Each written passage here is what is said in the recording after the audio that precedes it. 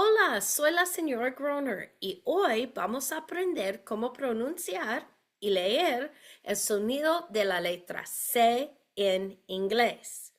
En inglés, la letra C se llama C. This is the letter C. Este es la letra C. En inglés, la letra C tiene el sonido de K, así.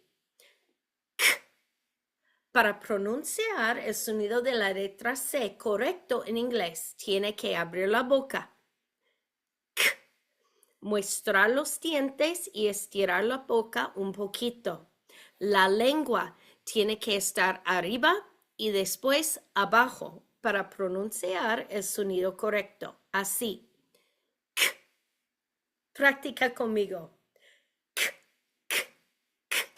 Muy bien.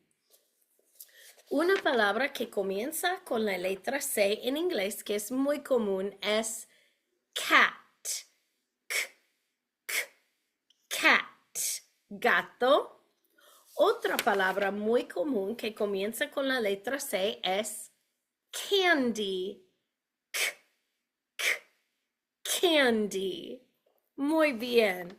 Recuerde, en inglés la letra C se llama C y tiene el sonido de K. The letter C says